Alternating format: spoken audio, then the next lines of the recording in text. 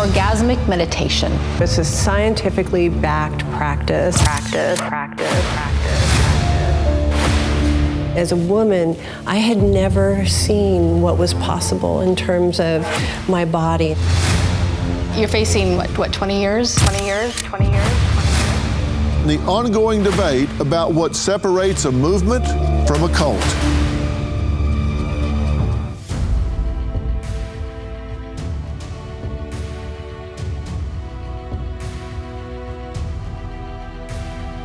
Tonight, we're taking a hard look at a story that's captured headlines and left opinions divided across the country. One Taste, founded by Nicole Daedone, was once hailed as a revolutionary self-help organization promising empowerment through a practice called orgasmic meditation. Yeah, it's not your typical meditation class, that's for sure. And this wasn't just another wellness fad either. It became a multi-million-dollar business, drawing in thousands of followers, but behind the glossy success, some former members and critics say there was a much darker side. Allegations began to swirl. Accusations of cult-like control, emotional manipulation, and even forced labor. Former employees accused One Taste leaders of forcing them to perform unpaid labor and engage in unwanted sexual acts as part of their job. They claim they were pressured to have sex with clients or other members. Federal prosecutors say that Daedone and other leaders exploited vulnerable people, all under the guise of personal growth. Nicole Daedone, who adamantly denies these charges, is set to stand trial, facing up to 20 years in prison if convicted.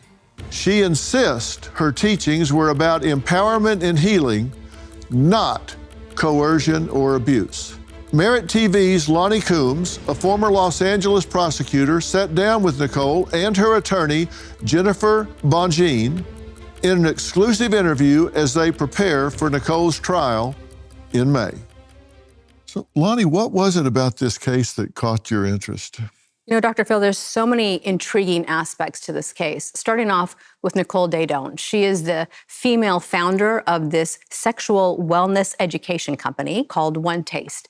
And it is all built around this practice of orgasmic meditation, or OM, they call it for short. And essentially, it is simply this. It is a 15-minute practice between a woman and a partner. And the way they would demonstrate this for people would be in front of the classroom. There would be a table up on the stage. There would be a woman laying there, naked from the waist down, with her legs spread apart.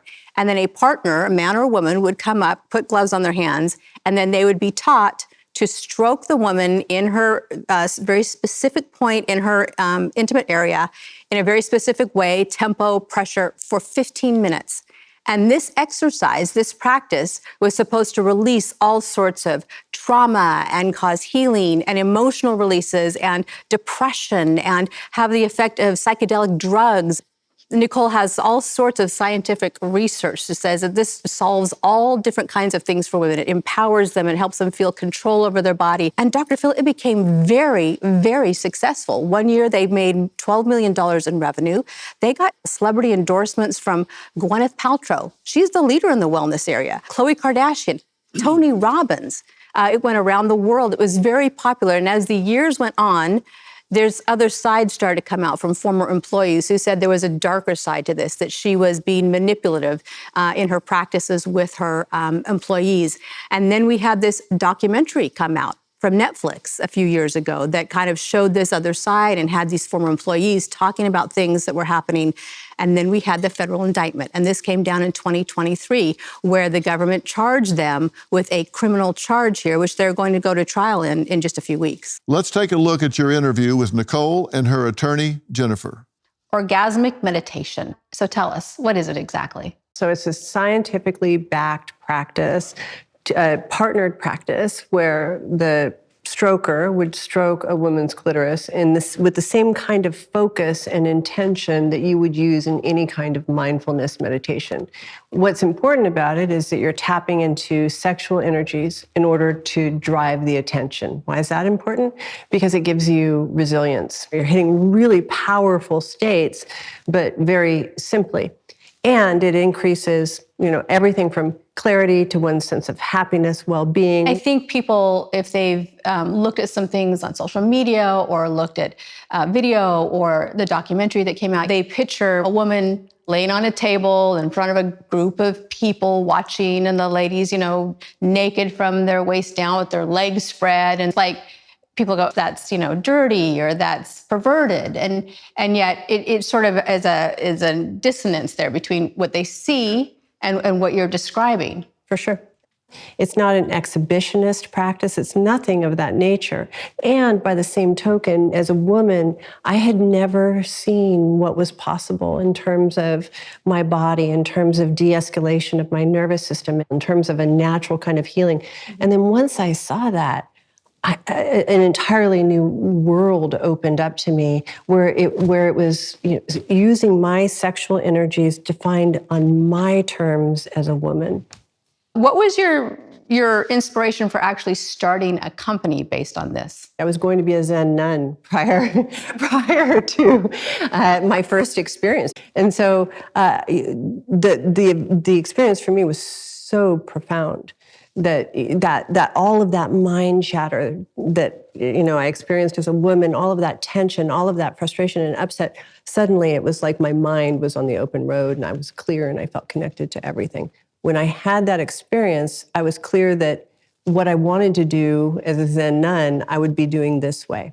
I started practicing with that same rigorous level of practice, and then suddenly something happens, and I wanted everyone I ever met, every woman, to have it if she wanted it. And was that because the practice, you say, just opens your mind, or does it teach you about having more control over your own body? What the practice of orgasmic meditation does is it trains the mind in all arenas, and it trains you how to control your own nervous system from the inside rather than having it controlled from the outside. I want to dig into the business side of this for a moment, how you built this business. So you started in 2004. In 2009, there's a New York Times article that comes out and kind of gives you some attention. 2011, you give this TED Talk that's got, 1.5 million views, or probably more at this point on YouTube. And you also came out with your book, Slow Sex, that same year, which got a lot of attention. It did. And then 2014, by then you're named as one of the fastest growing companies. What did you think the key to your success was to be able to grow that big? The idea was a clean, well-lighted place to explore your desire, to explore this practice. And we haven't had that. And so we put up all of the protocols. How do you guarantee consent from the get-go? Yeah. All of these elements, that's really what a woman's sexuality has to do with. It's in the mind. You have to feel safe. You have to feel held. You have to feel clear about what you're doing. You have to know the parameters. All of that is built into the practice. And so I think that's what came for women. And then, to be honest, for men, they were just so happy to have someone tell them what to do. Talk to me about how the employees would be hired and then they would work together and live together. Right. Explain that structure, how it was set up.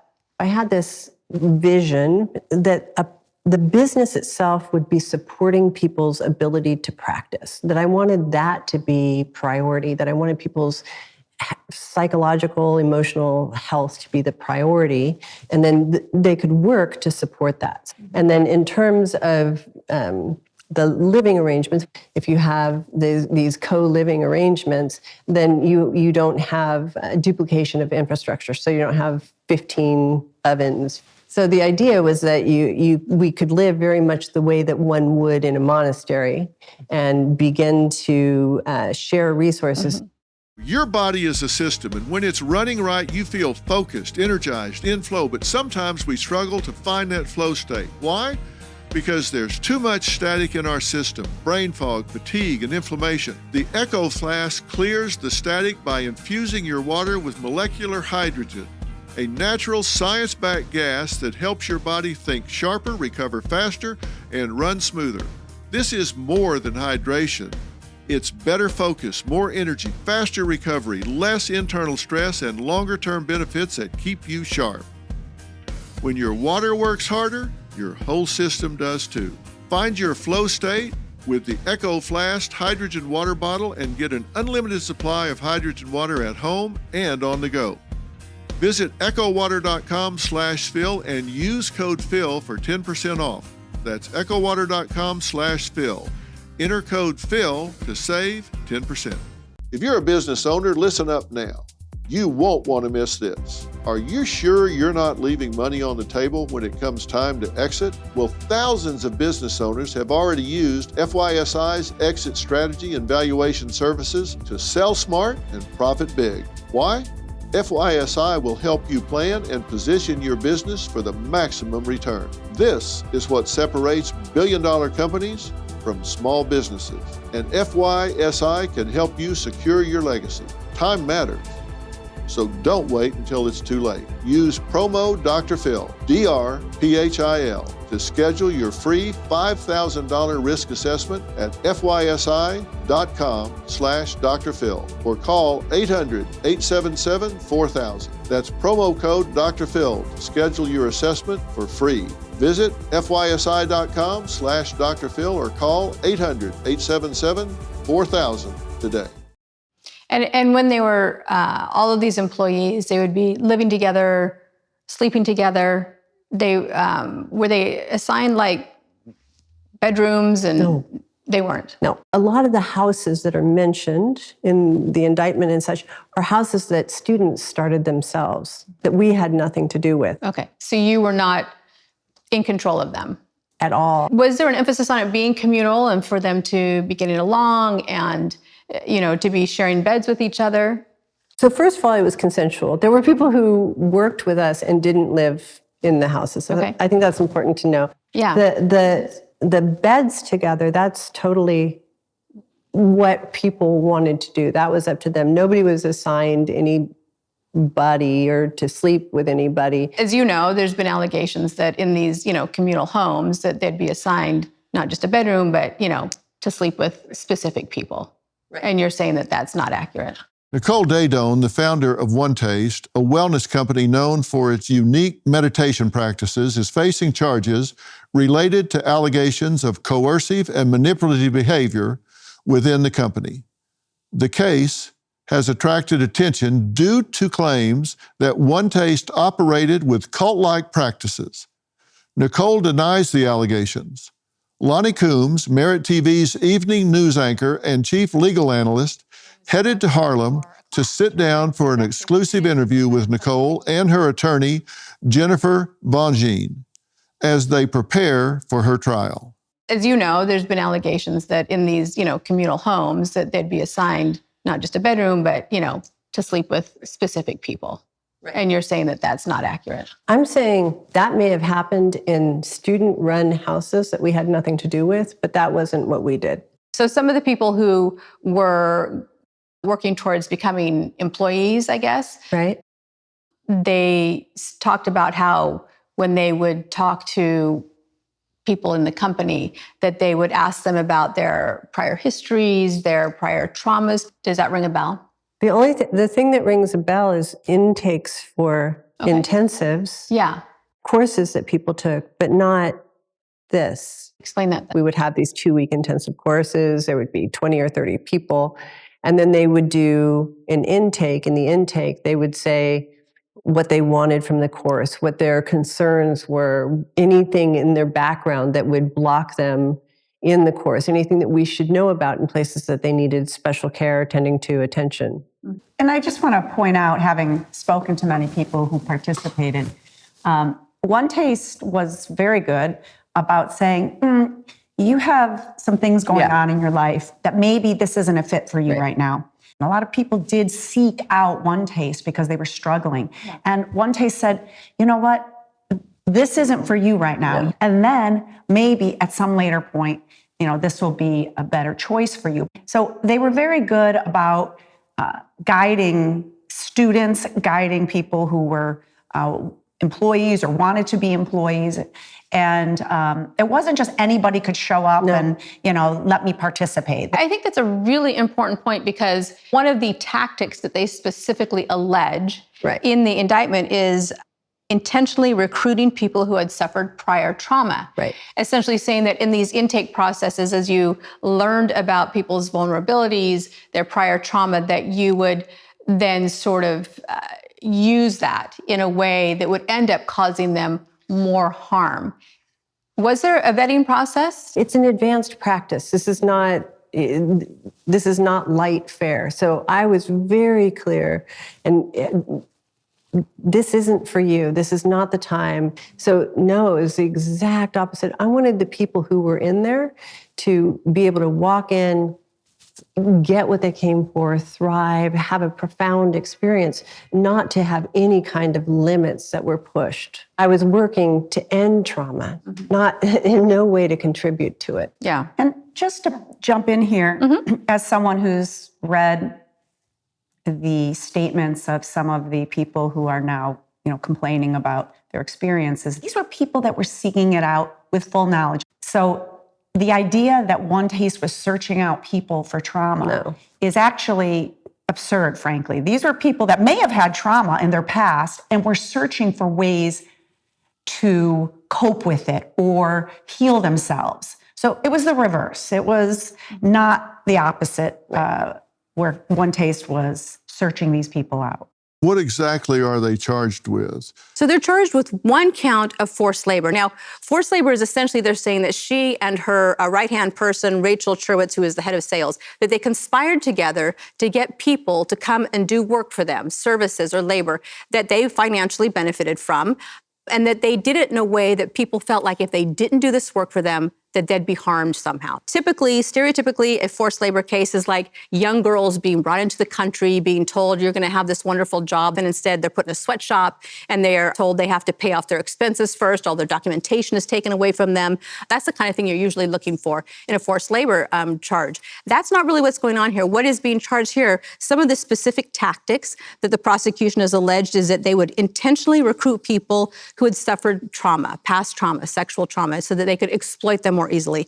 They induced members to incur debt to buy courses. The members would talk about how they would say, you need to buy this course, this coaching course, or this weekend retreat, or a year membership. A year membership costs $60,000. And when they would say, I can't afford that, they would be encouraged to open lines of credit. They'd say, hey, here's a credit card. I'll help you sign up so that you can pay for these courses. So they got them to incur debt. If we can back up a minute, when you talk about the setting where this orgasmic meditation takes place, is this done with a partner or that they know, someone they come with? Is it a stranger? Is it a therapist? Is there context to it? Why is it done in front of an audience? Yeah, so it's literally done, the way they're presenting it as an educational course. Essentially, they're teaching, like a cooking demonstration, right? So they're sitting there and doing it for the audience. This is how they want people to understand it. And the best way to do it is to be able to watch and see. Now, when you talk about who's actually doing it, that's where we get into the gray area, because they were using employees, usually, to be the women, and then the people who would come up and do it, it could be other employees, or sometimes they would have people from the audience come up. Sometimes they would be investors in the company, and the employees were saying that they were feeling pressure to go ahead and perform in these demonstrations for people that they didn't know, that were strangers. But Dr. Phil, the interesting thing is, they didn't hide that. I mean, that was the basis of this company. And the fact that they wore gloves, was that to introduce some kind of a clinical environment, that there was no actual touching, physical, skin-to-skin contact? Yeah, and I think that's a good point. I think that was part of it, because the point was not to reach orgasm. It wasn't necessarily a sexual type thing as part of it. It was women's sexuality that was being explored here, and a way for them to feel empowered by it and feel in control of it. But it was also so much more than that, as far as all of the different things that it could invoke in the person. And also they talked about how it would make them feel connected, less isolated, less lonely, when they felt like there was this connection with a person. And their research says it doesn't matter who the person is. Did they ever have any abreactions to it? Did people have bad experiences where they had to seek help or whatever? Did people complain? Let's discuss preparedness because we know emergencies happen when we least expect them, but instead of just taking it, we can prepare. Let's discuss Jace Case, one of your most important preparation tools. With Jace Case, you'll have emergency prescription medications on hand right when you need them. Think about it. Ever been caught off guard? Whether it's a sudden illness or a travel hiccup, the right medications can make all the difference. Jace Case is designed to take that worry off your plate. So when a minor health issue pops up, it doesn't turn into a major problem. Don't let unforeseen circumstances derail your plans or your peace of mind. Live with confidence. Take charge with Jace today. Visit jace.com and use code PHIL for a discount on your order and get emergency antibiotics on hand for the moment you need them. That's JASE.com, code PHIL, PHIL. Despite some post-election optimism, Wall Street is already bracing for a rough rest of 2025. When Warren Buffett starts dumping blue chip stocks and stacking up cash, you've got to ask yourself, what does he see coming? I trust Preserve Gold to safeguard my accounts, and I urge you to do the same. They're the only precious metals company I recommend. When uncertainty is this high, smart people look for stability. That's why physical gold and silver might just be what your finances need. Text Dr. Phil to 50505 to get your free precious metals guide from Preserve Gold. With gold prices recently breaking records and analysts predicting this trend to continue through 2025, you cannot afford to wait. As a bonus, you can get up to $15,000 with a qualified purchase from Preserve Gold. So don't wait. Text Dr. Phil, that's DRPHIL, to 50505 today. Did people have bad experiences where they had to seek help or whatever? Did people complain? So some people said this was an amazing experience. I came in, I learned, it really helped me. I listened to people who had had past sexual trauma say this was, enlightening and life-changing for me. The allegations that we're hearing from the former employees, it comes more from when they felt like they didn't want to do the demonstration, but they were pressured into it. And that's the part that they felt was wrong or uncomfortable or coerced. And I asked Nicole about that, and she said, you know what? I mean, we're a business, right? We were a business, and we're selling our company. We're selling the courses. That's what a business does. And so if you compare it to another type of business, any other type of business that's a selling, whether they're selling knives door to door or makeup or whatever it is, they can have sort of aggressive pressure tactics for you to sign up and buy those courses. So she likened it to that as well. Now, the issue with the people who are making complaints are, they said, look, when you're living communally, when you're essentially reliant on this company now for your necessities, for your shelter, and now you incur all of this debt, you can't really leave because you're so tied in on every level of your life there. And there have been a lot of cases with companies that were selling products, and people would come in and buy a set of products that they're to go out and sell, and then they started selling the courses on how to sell and how to promote. And there were actually Federal Trade Commission regulations that were passed against doing that. They could no longer promote people to buy the courses on how to sell the products because that's where all the money was being made. Mm-hmm. And if they're forced into buying these courses for themselves, it seems to me like it starts to get incestuous, no pun intended. They're basically selling things to themselves, and it gets to be a pretty insular situation. It starts to sound like a cult if you can't express a dissenting opinion. What did she have to say about that? These comparisons that they have, some to Nexium and Keith Rainier, the sex cult part of it, how do you see yourself as different from that? How do you feel about that comparison? I see us as profoundly and deeply for people's freedom. First of all, I was called a guru, and I'm that's the opposite of what I'd want to be. What I trained people in, what I trained women in specifically, is that you need to find your own voice. You need to find your own core strength. You need to find your own vision, your own desire, your own yes. Those are the women I was interested in being a part of fostering, not in having anybody follow me. Mm-hmm.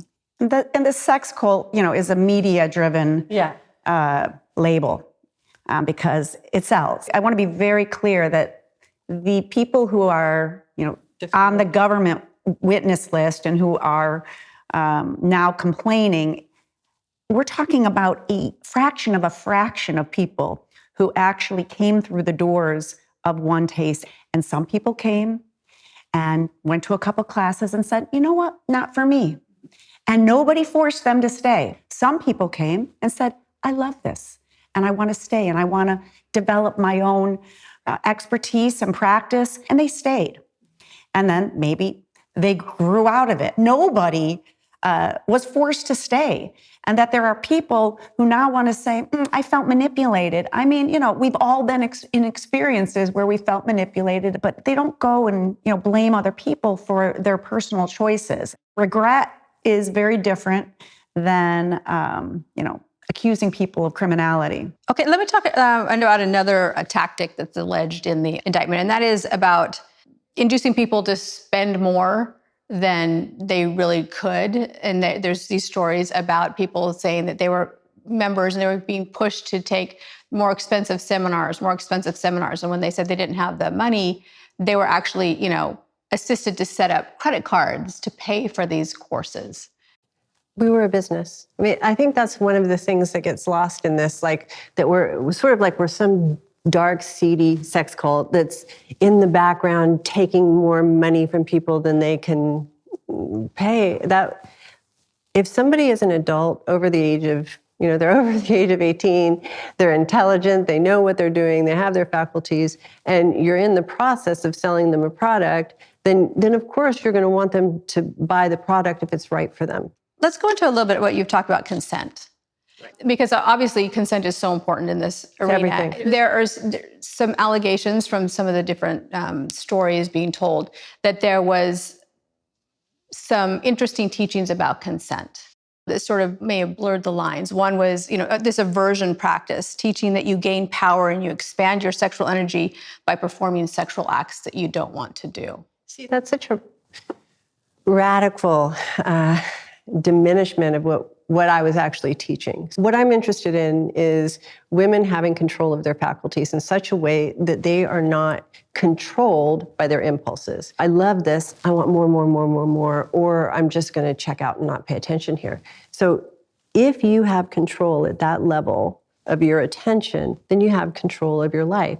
So it wasn't you should do anything you don't want to do. It should be you should do self-inquiry as to why you don't. You should do self-inquiry into why you want to do that much, and you should do self-inquiry into why you don't want to look at that. There was one part in the documentary where you're, I think, given a lesson, and you say, if you want to know the real way to deflect rape, it's a turn on 100%, because then there's nothing to rape.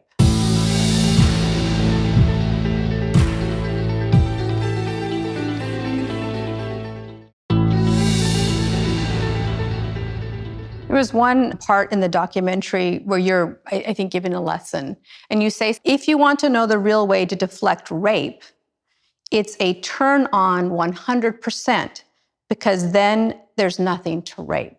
Right. You, as a prosecutor, know that when somebody is looking to commit a crime, what they're looking for is somebody who's walking in fear, somebody who's not paying attention, somebody who has an aura of being a victim. If you begin to have a certain kind of clarity and strength and total awareness, you decrease the amount of danger that you're in that's preventative rather than just reactive after something happens. And I can see that message and I hear that message from you, but I also see how people could take that and say, then does that mean that to become more powerful, I need to allow certain situations that I might run from to happen? Well, no, you run. That's what I'm saying. To have full control of your faculties so that you can respond accurately to whatever comes into your field. If somebody is harming you, you say no. To be able to say and do those things and to not be kind of checked out or accommodating or pleasing or scared, really, to have that kind of confidence so that whatever needs to be done, you can do.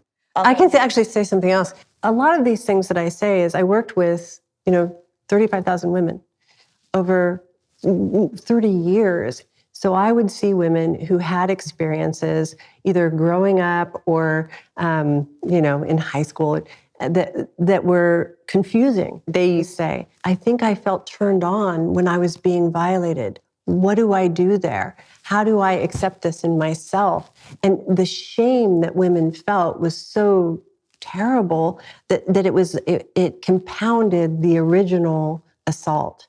And I wanted it to be that every woman would know that every single thing that she felt in the face of something that difficult was right. We're allowed to feel however we feel when we face something that is that traumatic. There was another, I think, example that you talked about in the documentary, the sort of beast mentality. And you talked about a regular you had who he wanted to strangle you, and he had this beast locked inside of him. And so you allowed him to do this, to let the beast out. Again, I think, is that sort of, for some people, they might think that's reframing consent, where they should be allowing these things to be happening to them? Right. So, first of all, that's after the videos from 2 weeks of talking to people about consent and how to work with it. And so the very last thing I would want would be for somebody who wasn't extraordinarily advanced to hear that. I never intended for that to happen. So that's the first part. And then the second part is it does have to do with consent.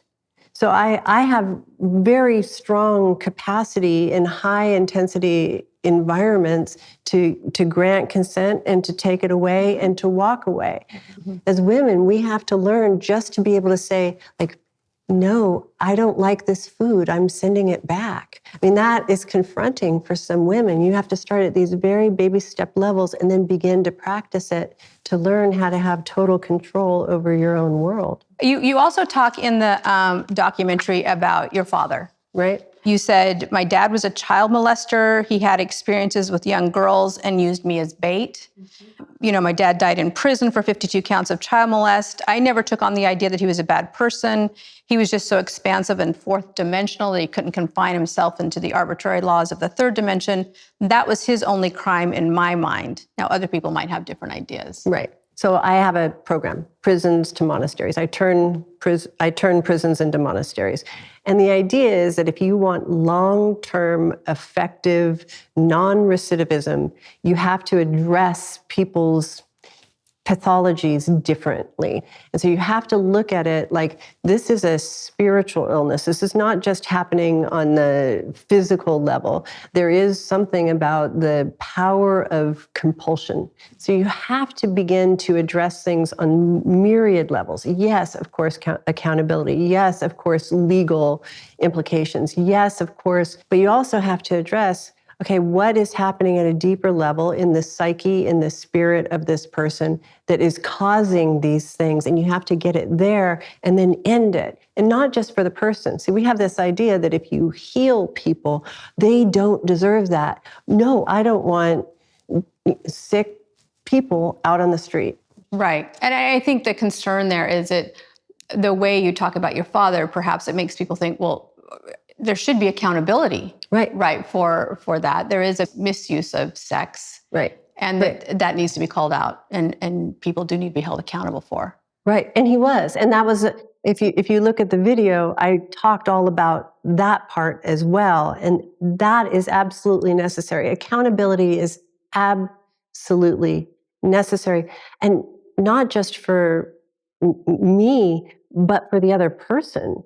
They need to go through, in my tradition, the karmic repercussions of what they've done in order to have peace of mind in themselves, in order to have reparations in themselves. Nicole Daedone and the rise and fall of One Taste became the subject of a major Netflix documentary. Orgasm, Inc., the story of One Taste, which pulled back the curtain on the organization's practices and the allegations against it.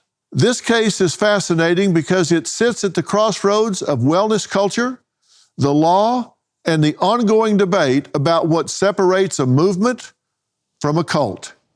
Jennifer, you are her attorney. I am. In this case. Proudly. As far as the prosecution, it appears that they looked to try and indict or charge on sexual aspects of this, Correct. which they didn't. Yeah, because the evidence didn't support it. Correct. They came up with one charge, and that is for conspiracy of forced labor, Right. which is essentially,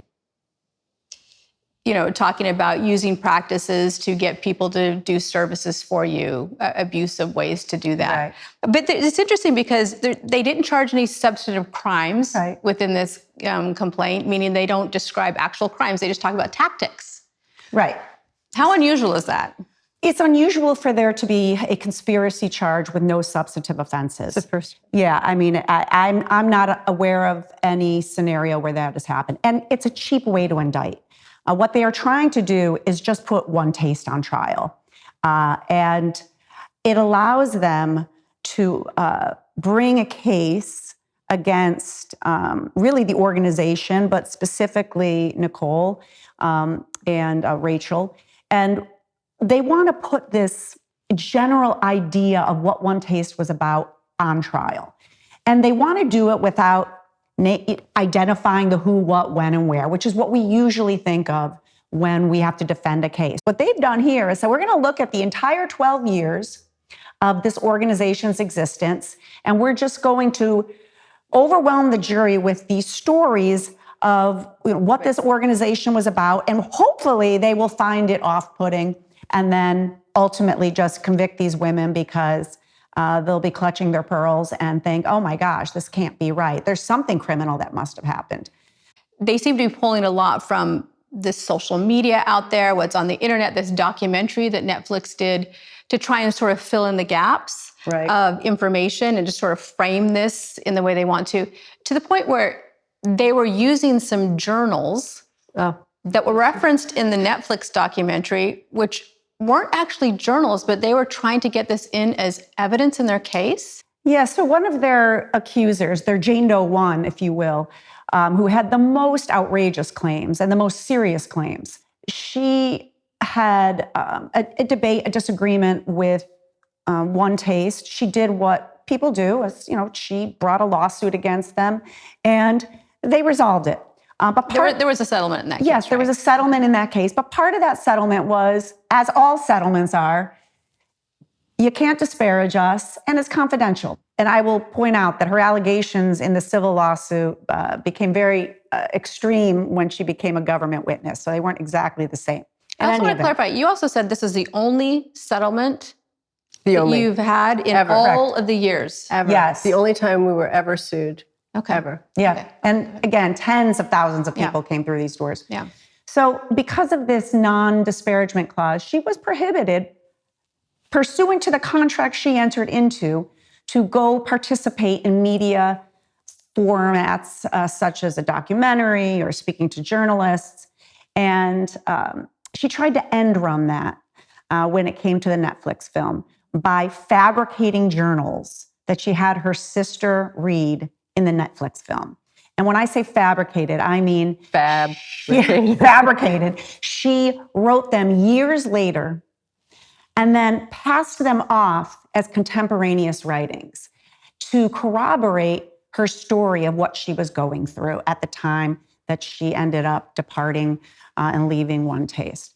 And then she had her sister read them. Now, the problem here is the government endorsed this. And they were ready to go to trial in January to put a witness on to testify about fabricated evidence that absolutely could have resulted in a miscarriage of justice. And eventually the government conceded that you're right. So the prime party in the Netflix film, their main witness has now been Exposed. yeah, exposed as a fabricator. All right, Nicole, I want to get back to One Taste. Great. At some point, you sold One Taste. Are you still involved with it? To a certain extent, I give talks, but in a much more peripheral way. They use my books and the like. Are you still involved in any way with any of the demonstrations of OM?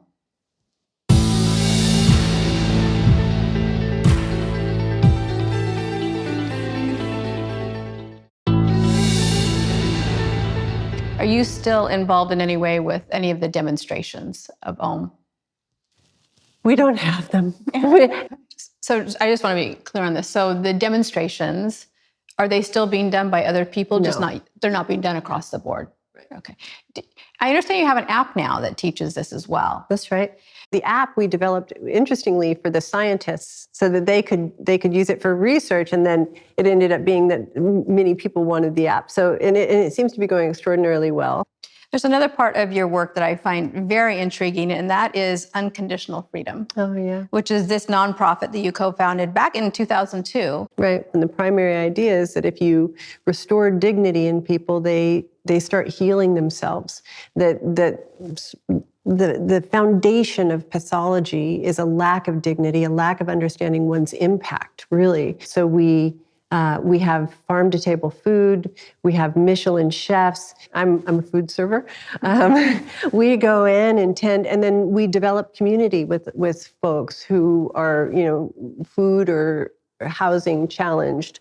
And the idea is that that's where you begin to build esteem. And so then we do the same thing in prisons. We have a program, over 80,000 people have gone through it. The largest women's prison in California. Women have gone through it in order to begin to transform the people who are inside of it. Through all of these experiences you've gone through with One Taste and everything that happened in the lawsuits, what are the lessons that you feel you've learned? And is there anything that you would have done differently? I misread the room in terms of understanding the impact of the assertion that women not only have a right to their desire, but a right to act on it and agency. I think I didn't understand how much upset that would cause, both in men and women alike. I think that's the prime area that I would have shifted. In terms of lessons, on a personal level, this has been the most harrowing, unimaginable experience. And people fled. Everything overnight just ended. It was devastating. But, I have a strong spiritual foundation. I have friends and family. That's always been part of it. But the fact that I'm still standing, that has to do with years of practice and a deep focus on resilience. There's a new administration now in place under President Trump. He's putting in new attorneys. Do you think that might affect your case in any way? Is there a chance that the case might? I do. I hope it does, because, the Department of Justice has said many things about how they care about the weaponization of the prosecuting arm, the law enforcement arm of the federal government. And we are seeing here that we have a federal agent who engaged in rampant misconduct and is still involved in the case. And we believe the Department of Justice should look at this case if they want to look at a case where there was... It's textbook. Yeah, clear misconduct. If I weren't in it, I don't know that I would believe that this could happen. You don't believe it until you're in it. And after all of this, how would you like to be remembered?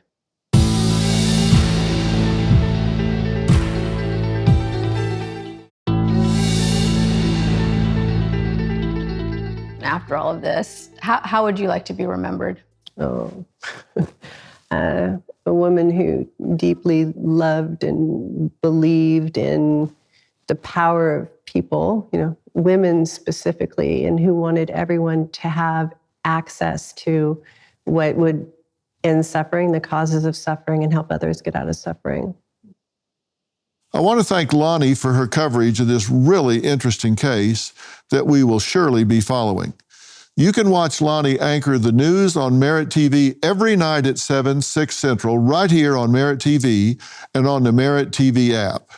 Before we go, we reached out to a former client of One Taste, Mark Gottlieb, for a statement regarding Nicole and One Taste.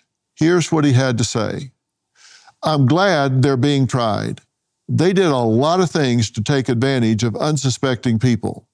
They abused their practice to solicit a lot of people to buy their courses and events. I think it was wrong. It was unfortunate they did that because the practice has some merit. They exploited it for their financial gains. If you want to see more about tonight's episode and everything that is happening here at Merit TV, please go to merittv.com. Thank you, and we'll see you next time.